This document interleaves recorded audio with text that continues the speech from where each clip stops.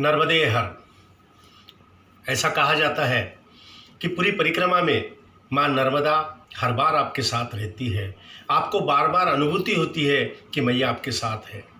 हम लोग 13 तारीख को सुबह स्नान करके हम लोग शालीवाहन से बड़वानी और राजघाट के लिए निकल पड़े। शालीवाहन से निकलकर हम लोग कसरावद होते हुए टिकरी पहुँचे। सुबह 10 बजने का समय हुआ होगा। भूख लग गई थी क्योंकि सुबह जब उठे थे तो उसके बाद में चाय कॉफ़ी कुछ भी नहीं लिए थे। आगे जाने के बाद जैसे हम टिकरी से थोड़ा और आगे गए, आगे जाने के बाद हमने वहाँ पर सब लॉकडाउन था, स्ट्रिक्ट लॉकडाउन है। कहीं कोई होटल खुली नहीं, कहीं कोई छोटी दुकान, छोटी चाय की दुकान भी बंद थी। तो हम लोग वहाँ पर एक लेफ्ट हैंड साइड में एक छोटी सी हमें एक चाय की दुकान खुली दिखाई दी। हम लोगों ने गाड़ी वहाँ खड़ी की, वहाँ देखा तो चाय की दुकान पर अंदर में वो चाय वाले ने बैठाया और हम लोगों को चाय कॉफ़ी, गर्मा गर्म पोहे और भजिया, जिधर वहाँ पर उसको बोंडा कहते हैं, तो वो सब हम लोगों ने वहाँ पर खाया और फिर आगे के लिए निकल पड़े। गाड़ी अपने रफ्तार से चल रही थी और ऐसे कैसे करते करते हम लोग लोहारा तक पहुँच गए। लोहारा में 2 लड़के खड़े थे। हमने उनसे पूछा कि भैया बड़वानी राजघाट जाने के लिए रास्ता यही है? तो उन्होंने कहा रास्ता तो सही है लेकिन आप परिक्रमा में हो तो इसी गांव में मेकल सुता आश्रम है, वहाँ पर अनिल जी महाराज है, आप उनसे मिलिए तो वो आपको और गाइड कर देंगे। तो हमने सोचा चलो अच्छा है। तो हम लोग पीछे पलटे और पीछे पलटकर मेकल सुता आश्रम में गए। वहाँ पर ये बाबा जी, ये महाराज जी हमको मिले और उन्होंने बहुत अच्छा हम लोगों को सारी बातें बताई। सबसे अहम चीज़ उन्होंने जो बताई कि लोहारा से पहले नलवाई नाम का एक गांव आता है, वहाँ पर कपिलेश्वर आश्रम है। उनका अनुरोध था कि आप कपिलेश्वर आश्रम के जरूर दर्शन करिए।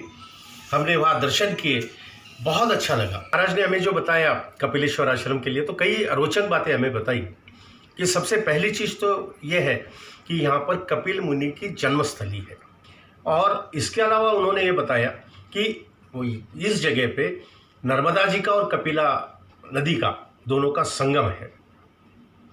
इसी प्रकार का संगम ओंकारेश्वर के अंदर भी होता है। नर्मदा जी का और कपिला नदी का संगम ओंकारेश्वर में भी होता है कि जो गोमुख है, जहाँ से हम लोग परिक्रमा का जल उठाते हैं, जहाँ से नर्मदा जी को हम साथ में लेते हैं परिक्रमा के लिए, तो जो गोमुख में जो पानी आता है वह कपिला नदी का पानी है, ऐसा इन महाराज जी का कहना था। तो अच्छा लगा वो सुन के। और देखिए हम लोग उनसे बात कर रहे हैं अनिल जी महाराज से और वो हमें सब गाइड कर रहे हैं। इसलिए दूसरी बात है, जो कपिलेश्वर मुनि पीछे है वो एक तो उसकी जन्मस्थली है। अच्छा, कपिल मुनि की जन्मस्थली है। दूसरी बात है उसकी जो गाय थी कपिला, उसका समाधि स्थल है।